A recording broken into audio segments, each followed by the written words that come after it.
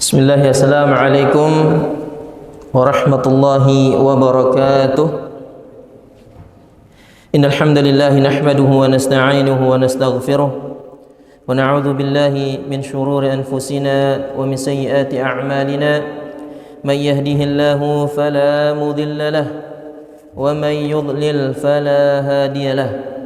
Ashhadu an la ilaha illallah wahdahu la syarika lahu وأشهد أن محمدًا عبده ورسوله. قال الله تعالى: يا أيها الذين آمنوا اتقوا الله حق تقاته ولا تموتن إلا وأنتم مسلمون.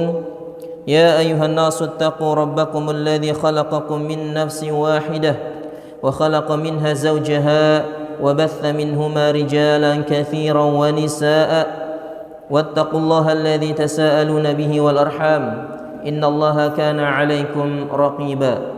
يا أيها الذين آمنوا اتقوا الله وقولوا قولا سديدا يصلح لكم أعمالكم ويغفر لكم ذنوبكم ومن يطع الله ورسوله فقد فاز فوزا عظيما. أما بعد فإن أصدق الحديث كتاب الله وخير الهدي هدي محمد صلى الله عليه وسلم وشر الأمور محدثاتها وكل محدثة بدعة وكل بدعة ضلالة وكل ضلالة في النار.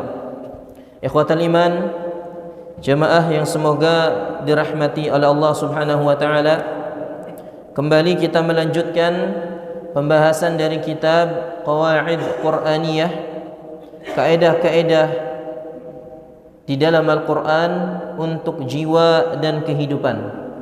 Dan kita masuk kepada kaidah yang kedua. Namun sebelum masuk ke kaidah yang kedua, masih ingat gak kaidah yang pertama? Kaidah yang pertama bagaimana bunyinya? Wa qulu lin-nasi husna. Ahsantum. Dan berkata-katalah baik kepada manusia, entah isinya ataupun dengan caranya. Kaidah ini disebutkan dalam surat apa? Al-Baqarah ayat berapa? 83 ya, diingat-ingat. Kaidah yang sudah kita pelajari ada pada surat Al-Baqarah ayat 83. Dipraktekkan apa tidak? Insyaallah. Ya, barakallahu fikum. Taib. Kita berpindah kepada kaidah yang kedua. Kaidah tersebut berbunyi: wa asa an takrahu syai'a wa huwa khairun lakum wa asa an tuhibbu syai'a wa huwa syarrun lakum. Dan bisa jadi kalian membenci sesuatu padahal itu baik untuk kalian, dan bisa jadi kalian mencintai sesuatu padahal justru buruk untuk kalian. Kaidah ini disebutkan oleh Allah Subhanahu wa taala di dalam surat Al-Baqarah ayat 216. Surat Al-Baqarah ayat 216. Di mana penulis hafizahullah taala memberikan muqaddimah terkait tentang kaidah yang kedua ini. Kata beliau, hadhihi qa'idatun 'azimatun laha atharun balighun fi hayatil ladzina wa'auha. Kaidah ini, kata beliau, adalah sebuah kaidah yang sangat agung yang memiliki pengaruh yang begitu dalam bagi kehidupan manusia, khususnya bagi mereka yang mencermati dan merenungi kandungan-kandungan di dalam kaidah ini, wahtadau bihudaha, dan mereka yang menjadikan kaidah ini sebagai petunjuk. Maka mereka yang melakukan itu merasakan bahwa kaidah ini adalah kaidah yang sangat berguna untuk kehidupannya. Qa'idatun laha sillatun bi ahadin usulil imanil 'azimah. Dan kaidah ini, kata beliau, memiliki relasi dengan salah satu pokok keimanan, wa huwa al-imanu bil qada'i wal qadar, yaitu memiliki hubungan dengan pokok keimanan, yaitu tentang iman kepada takdir. Makanya sebelum kita perdalam lagi kaidah ini, perlu digarisbawahi bahwa apa yang Allah Subhanahu wa taala takdirkan kepada kita semua itu tidak ada yang buruk. Semua takdir yang dialami oleh manusia itu tidak ada yang buruk. Karena keburukan itu tidak disandarkan kepada Allah, tapi keburukan itu disandarkan kepada pelakunya. Memang Allah Subhanahu wa taala mentakdirkan, mengkehendaki adanya keburukan, tapi bukan berarti Allah ridho kepada keburukan. Tapi keburukan itu datangnya dari pelakunya, baik manusia ataupun syaitan. Makanya Rasulullah sallallahu alaihi wasallam bersabda, "Ajibtu lil mu'min." Aku takjub kepada seorang mukmin. "Innallaha la yaqdi lil mu'min qada'an illa kana khairan lahu." Sesungguhnya Allah Subhanahu wa taala tidaklah menetapkan suatu ketetapan kepada seorang mukmin kecuali kebaikan baginya. Kecuali kebaikan baginya. Wal khairu kulluhu fi yadaik, dan semua kebaikan itu disandarkan kepada Engkau ya Allah. Wasyarru laisa ilaika, adapun keburukan itu tidak disandarkan kepada Allah Subhanahu wa taala. Maka di sini perlu kita fahami bahwa adanya takdir-takdir yang buruk menurut manusia itu tidak lepas dari sebab yang diakibatkan oleh pelakunya. Karena Allah Subhanahu wa taala berfirman, "Wa ma asabakum musibah fabima kasabat aydikum." Dan tidaklah Allah memberikan musibah kepada kalian kecuali disebabkan oleh dosa-dosa kalian, disebabkan oleh tangan-tangan kalian. Makanya ketika kita menghadapi sesuatu yang menurut kita itu buruk, maka kita harus memperhatikan beberapa hal. Pertama, ketika kita menghadapi perkara-perkara yang kita anggap buruk, maka yang pertama kita lakukan adalah perbaiki tauhid kita. Perbaiki tauhid kita kepada Allah Subhanahu wa taala.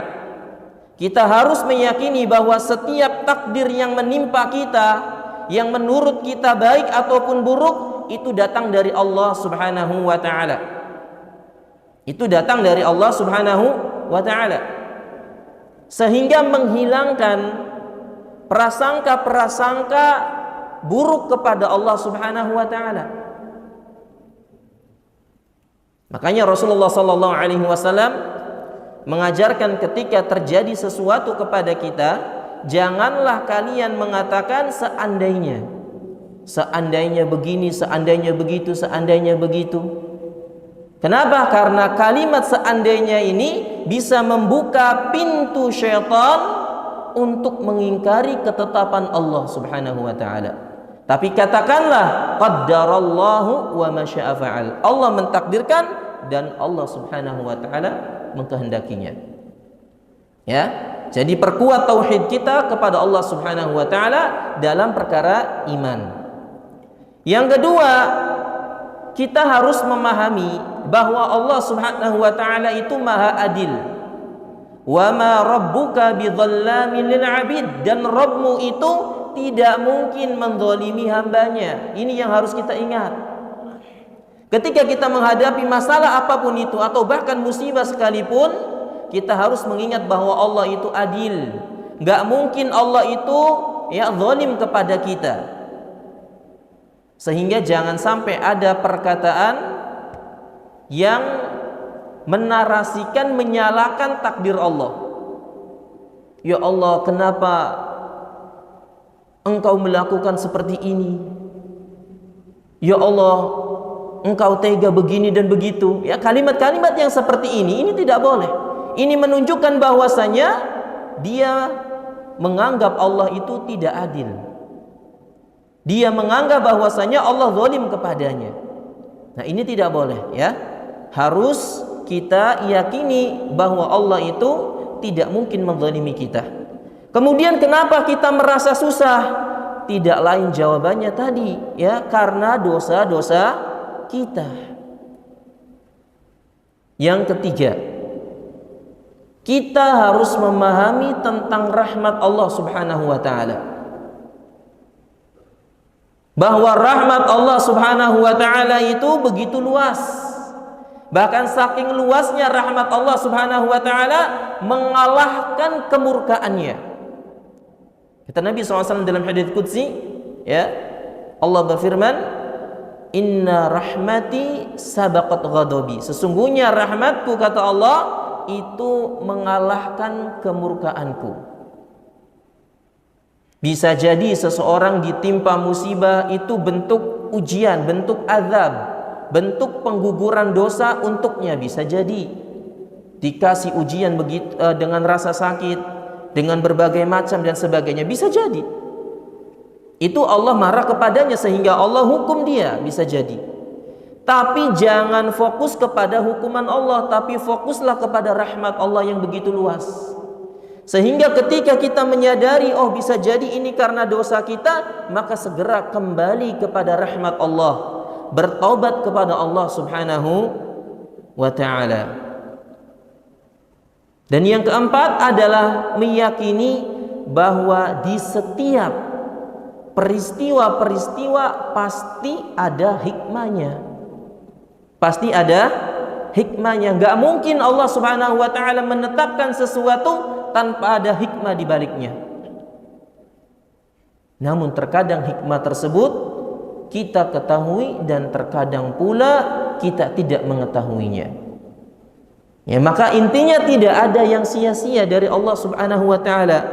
Makanya Allah katakan terkait tentang penciptaan manusia, afahasibtum annama khalaqnakum abatha wa annakum ilaina la turja'un. Apakah kalian mengira bahwasanya kami menciptakan kalian itu sia-sia? Kalian tidak akan dikembalikan kepada Allah? Ini enggak mungkin. Enggak mungkin Allah menciptakan kita itu sia-sia. Tak ada hikmah di balik itu. Apa? Ibadah. Adalah ibadah. Ya, jadi harus memahami. Kemudian yang kelima, kita harus memperbaiki penghambaan kita kepada Allah Subhanahu wa ta'ala. Perbaiki penghambaan kita kepada Allah Subhanahu wa ta'ala. Sehingga ketika kita merasa sulit, ingat kita ini hamba yang penuh dengan kekurangan, yang penuh dengan keterbatasan, yang diatur oleh Allah Subhanahu wa ta'ala dan bukan mengatur. Dengan berbagai macam pengaturan Allah Azza wa Jalla kepada kita, diantaranya diberikan ujian-ujian. Walladzi khalaqal mauta wal hayata liyabluwakum ayyukum ahsanu amala. Dialah Allah yang menciptakan kematian dan kehidupan untuk menguji kalian siapa di antara kalian yang paling bagus amalannya. Maka perbaiki penghambaan kita kepada Allah Subhanahu wa ta'ala.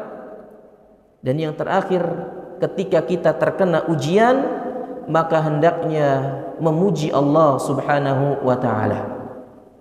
Memuji Allah Subhanahu wa ta'ala. Makanya Allah katakan dalam Al-Quran, wa basyyiris sabirin alladzina idza asabathum musibah qalu inna lillahi wa inna ilaihi raji'un. Ya, kabarkanlah kepada orang-orang yang bersabar berita gembira, yang mereka terkena musibah kemudian mereka mengatakan inna lillahi wa inna ilaihi raji'un. Sesungguhnya kami milik Allah dan kami akan kembali kepada Allah Subhanahu wa ta'ala. Ulaika alaihim salawatu min rabbihim wa rahmah. Maka mereka akan mendapatkan rahmat dan doa dari Allah Subhanahu wa ta'ala. Maka ini sikap kita yang harus kita lakukan ketika menghadapi perkara-perkara yang kita tidak sukai. Insya Allah dengan menghadirkan poin-poin tadi, ya, kita semakin beriman terhadap takdir Allah Subhanahu wa taala. Dan inilah yang dimaksud oleh penulis bahwasanya kaidah yang kedua ini berkaitan dengan iman kepada takdir Allah Subhanahu wa taala. Makanya dalam kaidah ini Allah katakan asa an takrahu syai'a wa huwa khairul lakum. Bisa jadi kalian membenci sesuatu, ya, menghadapi masalah, menghadapi ujian, menghadapi musibah yang kalian tidak sukai, tapi di balik ketidaksukaan kalian itu ada kebaikan untuk kalian. Naam. Ikhwatul iman rahimani wa rahimakumullah. Allah Subhanahu wa taala menyebutkan dalam ayat ini, ya, terkait tentang perintah jihad, di mana Allah Subhanahu wa taala mewajibkan kaum muslimin untuk berjihad, yang mana tujuan dari syariat jihad ini adalah untuk menegakkan kalimat Allah Subhanahu wa taala, untuk mempertahankan agama Islam dari musuh-musuhnya, dan hukumnya wajib bagi setiap muslim. Makanya Imam Az-Zuhri rahimahullahu taala mengatakan al-jihadu wajibun ala kulli ahad, bahwa berjihad itu adalah kewajiban bagi setiap individu, ghazan am qa'ad, baik yang bisa berperang ataupun yang tidak bisa berperang, wajib bagi mereka berjihad. Lalu beliau menjelaskan fal qa'idu alaihi idza stu'ina an yu'ina wa idza stughitha an yughitha. Adapun orang yang tidak bisa berperang, ya, bagaimana mereka berjihad? Yaitu ketika mereka diminta bantuan, diminta pertolongan, maka hendaknya mereka bantu, hendaknya mereka menolong semampu mereka. Wa inistughfira an yanfir, dan apabila mereka diperintah untuk pergi ke medan perang, maka mereka juga harus pergi ke medan perang. Wa illam yuhtaj ilaihi qa'ad, kata beliau, namun jika syariat jihad ini tidak diperlukan, maka tidak perlu berjihad. Karena jihad ini adalah sarana, bukan tujuan. Jihad itu adalah sarana untuk mempertahankan agama Islam, yang mana jika tujuannya, ya, sudah tercapai, maka tidak perlu lagi dibutuhkan yang namanya jihad dengan berperang. Makanya Rasulullah sallallahu alaihi wasallam bersabda, "Man mata wa lam yaghzu wa lam yuhaddits nafsahu bi ghazwin mata maitatan jahiliyah." Rawahu Muslim. Siapa yang meninggal dan dia belum pernah berjihad, berperang, atau tidak ada niatan sama sekali untuk berperang, maka dia mati dalam seperti matinya orang-orang jahiliyah. Jadi di dalam hadis ini Nabi SAW mengabarkan, siapa yang tidak pernah berperang, berjihad maksudnya, atau tidak pernah ada niatan untuk berjihad, maka dia mati seperti orang jahiliyah. Dalam riwayat lain Nabi SAW mengatakan la hijrata, tidak ada hijrah setelah Fathul Mekah. Jadi setelah terbukanya kota Mekah, maka kata Nabi tidak ada hijrah setelah itu. Walakin jihadun wa niyah, akan tetapi yang ada adalah perintah berjihad dan niat untuk berjihad. Idza stunfirtum fanfiru, dan jika kalian diperintah untuk keluar berjihad, maka keluarlah untuk berjihad. Kemudian setelah Allah sebutkan perintah jihad, wa huwa kurhul lakum, Allah jelaskan bahwasanya jihad itu adalah perkara yang tidak disukai oleh kalian. Bagaimana tidak disukai oleh kalian? Orang jihad itu taruhannya nyawa.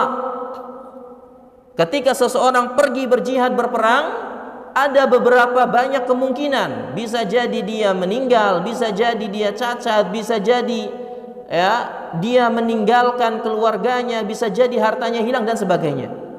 Yang itu semua sejatinya tidak disukai oleh jiwa kita. Ya enggak? Makanya Allah katakan di sini wa huwa kurhul lakum, Makanya ketika Allah mengabarkan perintah jihad ini, Allah kabarkan dan membuat kaedah ini, asa an takrahu syai'a wa huwa khairul lakum. Bisa jadi kalian membenci syariat jihad ini karena taruhannya nyawa, padahal itu baik untuk kalian. Dan subhanallah, benar bahwasanya di balik hikmah syariat jihad ini luar biasa keutamaannya, di mana banyak kaum muslimin ya masuk Islam, wilayah kaum muslimin pun juga semakin luas ya, Islam semakin berjaya, kalimat Allah tersebar di mana-mana, syiarnya juga dan sebagainya. Banyak sekali keutamaan-keutamaannya yang terkadang tidak diketahui oleh manusia. Ya, taib. Ini adalah ayat yang menjelaskan tentang perintah jihad. Ada pula ayat yang mirip dengan ini, tapi menjelaskan tentang keluarga, seperti yang Allah terangkan dalam surat An-Nisa ayat 19. Ya, dalam surat An-Nisa ayat 19. Allah Subhanahu wa taala berfirman, "Fa in karihtumuhunna fa'asa an takrahu syai'a wa yaj'alullahu fihi khairan katsira." Dan jika kalian para suami membenci salah satu perangai dari istri kalian,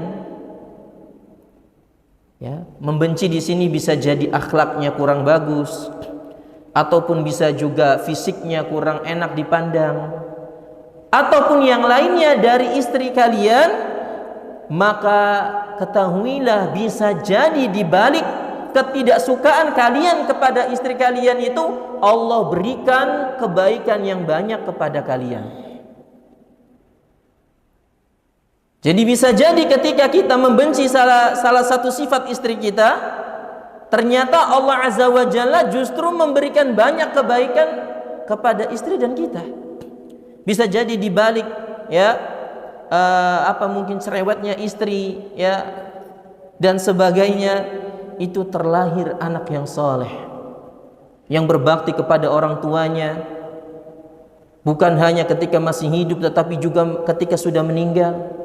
Bisa jadi anak ini menjadi seorang ulama yang ilmunya bermanfaat dan seterusnya, yang pahalanya itu mengalir kepada kedua orang tuanya. Dan ini hikmah yang tidak diketahui oleh manusia.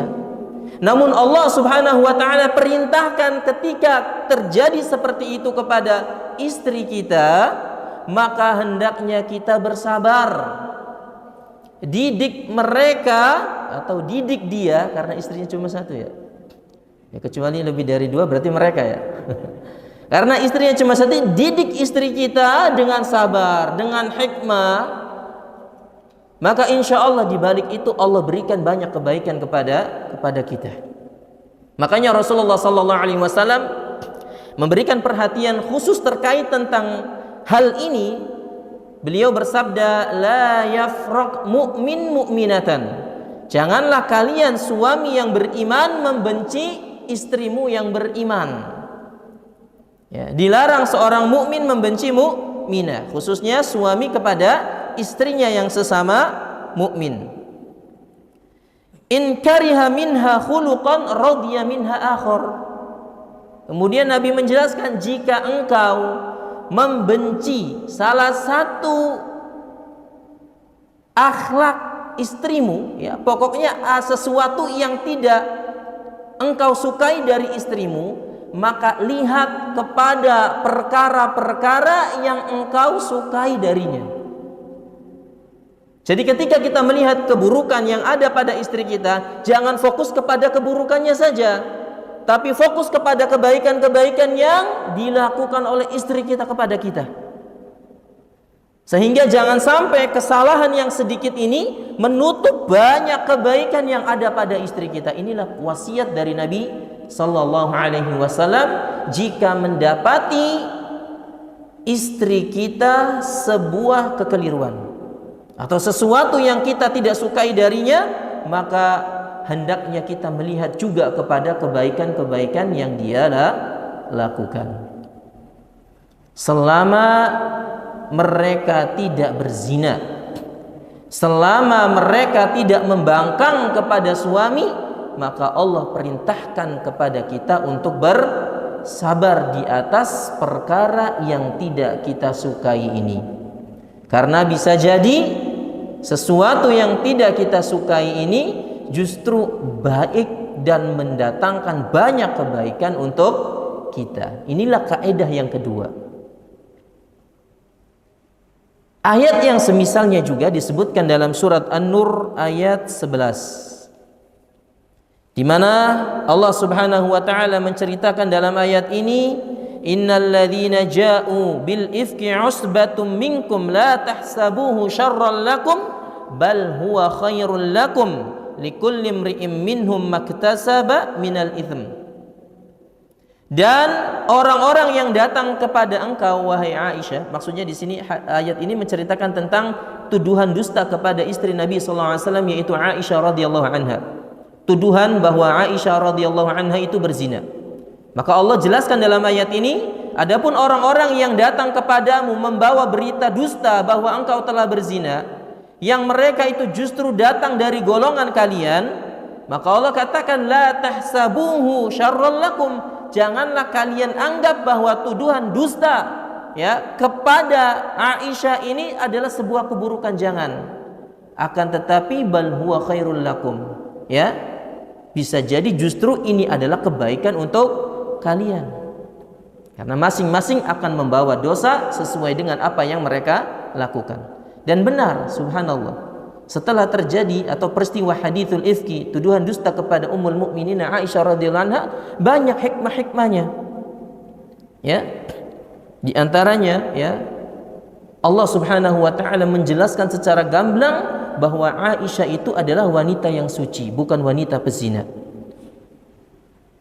Kemudian juga di balik tersebut turun larangan qadzaf, menuduh orang yang beriman berzina tanpa bukti, nggak boleh. Itu dicambuk ya 80 kali. Berat hukumannya dan harus disaksikan secara langsung, dan saksinya juga harus minimal 4. Nggak sembarangan nuduh fulan berzina, nggak boleh. Ya, ini namanya qadzaf, larang, dan masih banyak hikmahnya ya. Jadi intinya di situ ikhwah, apa yang dirasakan oleh Aisyah ya, yang beliau ini didiamkan oleh Nabi SAW berhari-hari, yang Nabi SAW sendiri bingung apa yang harus ia lakukan kepada fitnah ini, sampai Allah Subhanahu wa taala menurunkan ayat yang menjelaskan bahwa Aisyah ini bukan pezina. Barulah Nabi SAW ngajak ngobrol Aisyah. Ya, ternyata banyak kebaikan di balik peristiwa tersebut. Ya, makanya di sini penulis juga menyebutkan contoh-contoh ya terkait tentang kaidah yang kedua ini. Di antaranya beliau sebutkan yang pertama, qissatu ilqa'i ummi Musa liwaladiha fil bahr. Kisah tentang ibunya Nabi Musa alaihi salam yang harus menghanyutkan bayinya, yaitu Nabi Musa, di sungai. Antum bisa bayangkan seorang ibu mana yang rela menghanyutkan anaknya ke sungai? Pasti nggak tega. Ya, disebutkan oleh Allah dalam surat Al-Qasas ayat 7 sampai 14. Allah Subhanahu wa taala katakan, wa auhayna ila ummi Musa an ardi'ih, dan kami kabarkan kepada ibunya Nabi Musa, susuilah Nabi Musa. Fa idza khifti alaihi fa alqihi fil yam, dan jika kamu takut juga maka hendaknya hanyutkanlah ia ke sungai. Wala takhafi wala tahzani, jangan takut dan jangan sedih. Inna radduhu ilaiki wa ja'ilu minal mursalin, karena kata Allah, kami akan kembalikan Musa yang kecil itu kepadamu. Ini janji Allah Subhanahu wa taala. Ya. Dan pada akhirnya dihanyutkanlah Nabi Musa alaihi salam ke sungai Nil, sungai yang besar ya. Bahkan sungainya ada sampai saat ini. Dihanyutkan. Kemudian apa yang terjadi? Faltaqatahu alu fir'auna liyakuna lahum aduwan wa hazana. Setelah dihanyutkan, ternyata dapat kabar bahwa Nabi Musa yang kecil ini justru ditangkap oleh pasukannya Fir'aun, yang mereka tidak tahu bahwasanya bayi yang mereka tangkap ini sejatinya adalah musuh untuk mereka. Ya, musuh untuk mereka. Dan subhanallah, ini cara Allah Subhanahu wa taala untuk membahagiakan orang-orang yang beriman kepadanya. Dan pada saat itu Allah jadikan istri Fir'aun itu tidak hamil, belum punya anak, sehingga istrinya, siapa istri Fir'aun itu? Asia, ya. Dan disebutkan oleh Allah Subhanahu wa taala, beliau adalah wanita muslimah, mukminah, sedangkan pasangannya itu adalah kafir. Wa daraballahu mathalan lil ladzina amanu ra'ata fir'aun. Allah berikan perumpamaan seorang wanita yang beriman yang ternyata istrinya siapa? Fir'aun. Apa yang dikatakan oleh Asia? Qalat imra'atu fir'auna qurratu 'aini li walaka. Anak ini subhanallah senang, ya. Baik Asia ataupun Fir'aun ini senang. Ini kata dia, ini adalah penyejuk hati untukku dan untukmu. Wala taqtuluhu asa an yanfa'ana aw nattakhidahu walada. Kemudian kata Asia, jangan kamu bunuh. Karena Nabi Musa itu dilahirkan di zaman yang anak kecil laki-laki itu dibunuh. Ya. Dibunuh. Kenapa? Karena takut menjadi musuhnya siapa? Fir'aun. Sedangkan saudaranya Nabi Musa yaitu Harun itu dilahirkan tidak di zaman yang seperti Nabi Musa dilahirkan. Makanya ibunya ini ketika lahir anak laki-laki begitu takut. Begitu takut, dan pada akhirnya dihanyutkan supaya selamat, ternyata ditangkap oleh Fir'aun. Dan Allah jadikan mereka suka dengan Fir'aun yang kecil itu. Kemudian setelah ditangkap dan sampai beritanya kepada ibunya Nabi Musa, fa asbaha fuadu ummi Musa farigha. Jadi perasaan ibunya ini semakin gak karuan, hampa, khawatir dan sebagainya. Kalau tadi ketika dihanyutkan khawatir tenggelam, khawatir dimakan binatang dan sebagainya, nah sekarang tahu kabarnya ditangkap Fir'aun justru tambah-tambah lagi. Ternyata Allah Azza wa Jalla menjadikan Nabi Musa alaihi salam tidak mau minum susu kecuali dari ibunya. Kata Allah, wa harramna alaihi al-maradi'a min qabl. Dan kami haramkan Nabi Musa untuk menyusu kecuali kepada sebelumnya, yaitu kepada ibunya. Kepada ibunya. Maka saudari Nabi Musa pun berkata kepada keluarga Fir'aun, hal adullukum ala ahli baitin yakfulunahu lakum wa hum lahu nasihun. Mau enggak aku kasih tahu satu keluarga yang bisa melindungi bayi ini, kemudian memberikan susu bayi ini untuk kalian. Dan pada akhirnya ditunjukkannya kepada ibunya. Kemudian kata Allah, faradadnahu ila ummihi, maka kami kembalikan Musa yang sempat dibuang tadi kembali kepada ibunya. Kai taqarra 'ainuha wa la tahzan, agar ibunya ini tidak bersedih dan hatinya tenang. Walita'lama anna wa'dallahi haqqun, dan agar ibunya tahu bahwasanya janji Allah Subhanahu wa taala itu benar. Ini di luar logika, subhanallah. Dan Allah Maha Kuasa mengatur cerita yang tadi kita jelaskan. Bagaimana secara logika dibuang ke sungai kemudian kembali, yang sebelumnya dijanjikan oleh Allah Subhanahu wa taala, jangan takut, aku kembalikan bayimu kepadamu, dan Allah Subhanahu wa taala menetapinya. Maka di sini ikhwah lihat sisi pendalilan cerita ini dari kaidah yang kedua ini, bahwa apa yang dirasakan oleh ibunya Nabi Musa di awal-awal itu subhanallah berat, buruk menurut dia, tapi justru setelah itu Allah berikan banyak kebaikan dengan dijadikannya melalui proses yang panjang tadi, dia bisa leluasa menyusui Nabi Musa yang kecil tatkala itu dan sampai dewasa.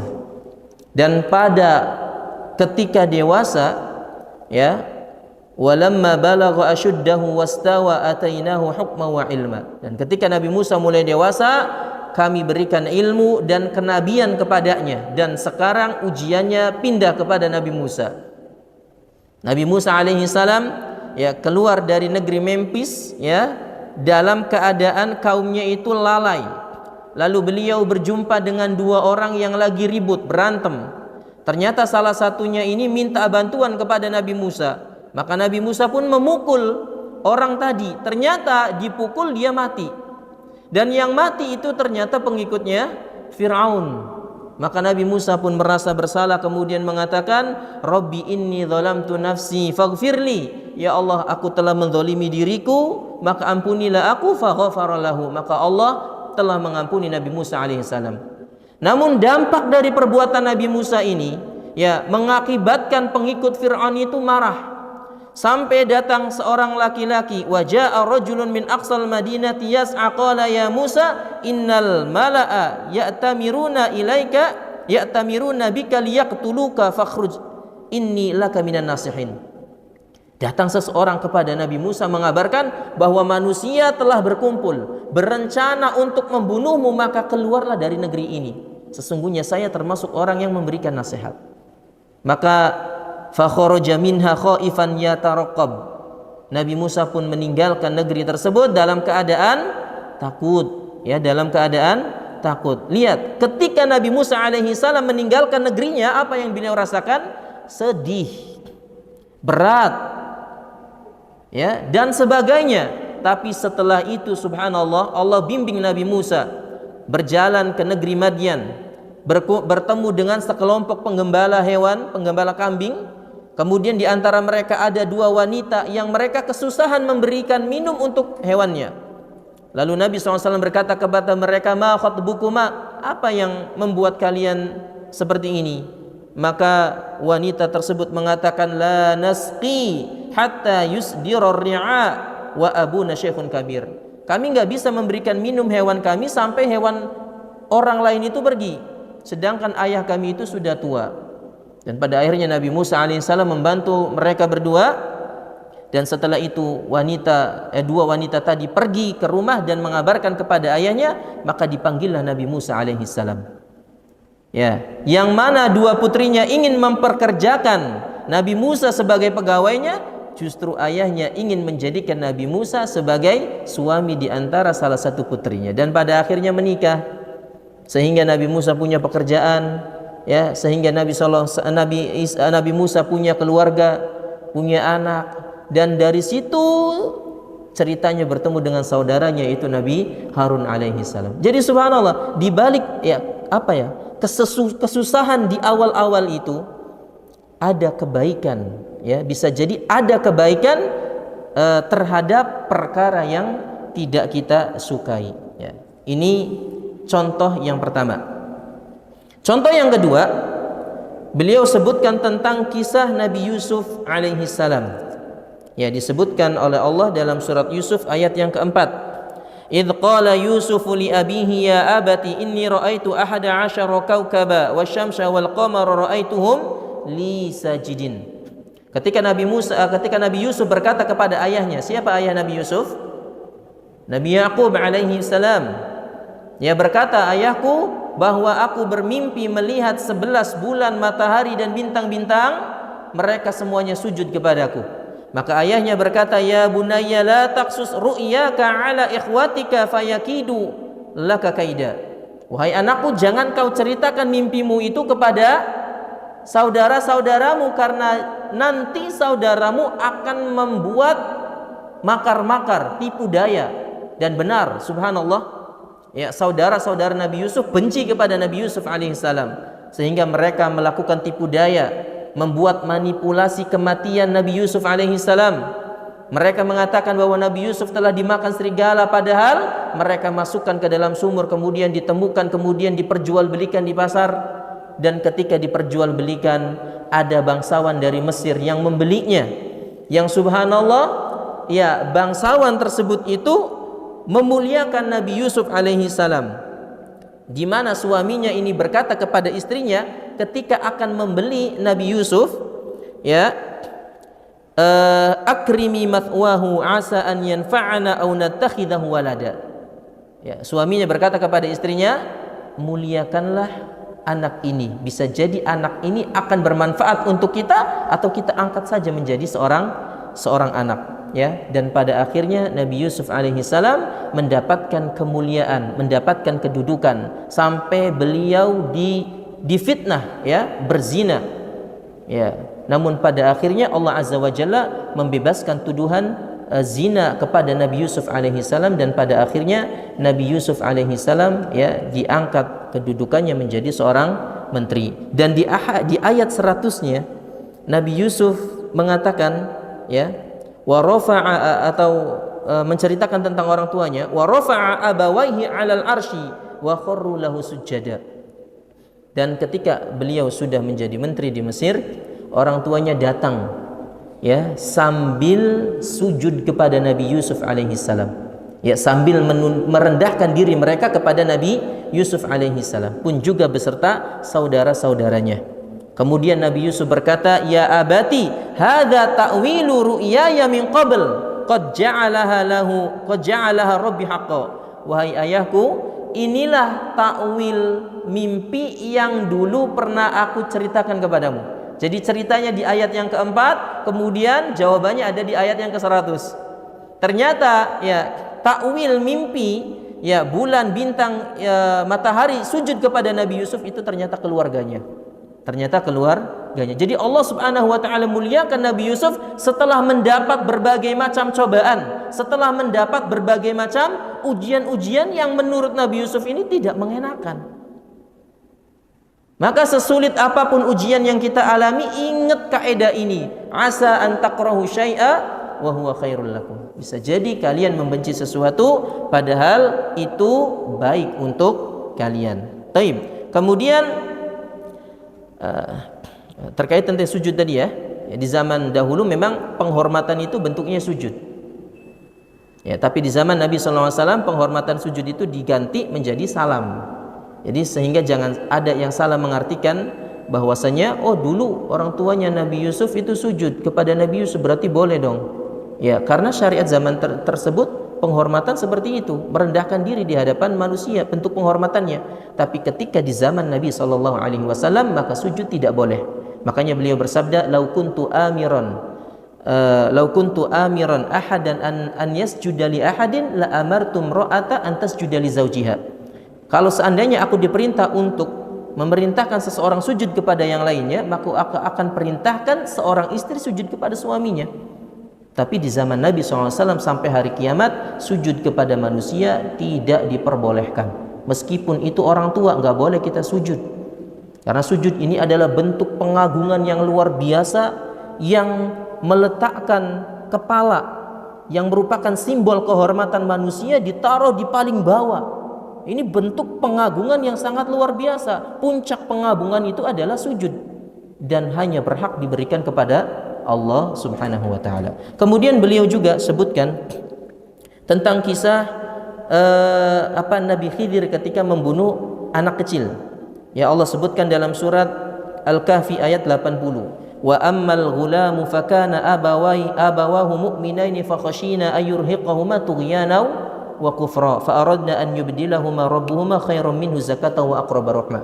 Dan ketika Nabi Musa melihat Nabi Khidir justru membunuh anak kecil, ini kan perkara buruk, masa ada anak kecil dibunuh? Tapi setelah itu Nabi Khidir menjelaskan bahwasanya, ya, anak kecil yang tadi dibunuh itu memiliki dua orang tua yang beriman kepada Allah, yang taat kepada Allah. Maka aku takut bahwa anak ini akan menjerumuskan orang tuanya kepada kekufuran. Maka setelah itu Allah ganti anak ini dengan yang lebih suci dan lebih sayang kepada kedua orang tuanya. Jadi bisa jadi, ikhwah, orang tua itu saking cintanya kepada anaknya sehingga menuruti semua apa yang diinginkan oleh anaknya. Yang ketika menuruti semua perkara ini justru akan menjerumuskan orang tuanya ini kepada neraka. Ya. Dan apa yang dilakukan oleh Nabi Khidir ini tidak lepas dari wahyu Allah Subhanahu wa taala. Jadi jangan dijadikan dalil untuk membolehkan membunuh anak kecil. Lihat Nabi Khidir aja membunuh anak kecil. Ya, ini nggak paham berarti ya. Nabi Khidir nabi ya. Dapat wahyu dari Allah. Nah, Anda siapa? Ya, taib. Kemudian ikhwan, beliau juga menyebutkan tentang kisah perang Badar. Disebutkan dalam surat Al-Anfal ayat 5. Kama akhrajaka rabbuka min baitika bil haqqi wa inna fariqan minal mu'minina lakarihun, dan seterusnya. Jadi intinya di dalam ayat ini Allah sebutkan tentang peristiwa perang Badar, di mana orang-orang yang beriman ini keluar dari rumah-rumah mereka menuju perang. Nah, ketika mereka menuju peperangan, ada sebagian di antara mereka yang tidak menyukai peperangan. Ya, sebagaimana di awal penjelasan tadi bahwa jihad itu konsekuensinya akan terbunuh, ya, membunuh atau terbunuh. Yujadilunaka fil haqq, bahkan mereka ada yang mendebat Nabi sallallahu alaihi wasallam. Ba'dama tabayyana, setelah mendapatkan penjelasan, ka'annama yusaquna ilal mauti wa hum yanzurun. Karena digambarkan ya seakan-akan mereka diseret kepada kematian, dan mereka melihat itu.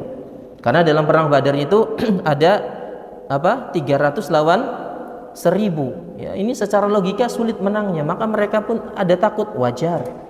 Tapi subhanallah, ketakutan mereka itu sirna ya diakibatkan keimanan mereka kepada Allah Subhanahu wa taala. Tapi ada di antara mereka sebagian yang apa ya bahasanya ya, yang keberatan karena takut dan sebagainya.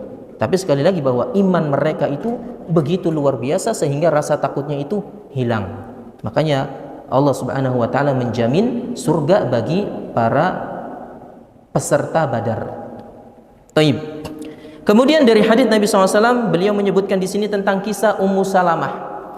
Jadi Ummu Salamah ini punya suami Abu Salamah. Ya, dan Abu Salamah ini subhanallah sahabat yang sangat luar biasa baiknya.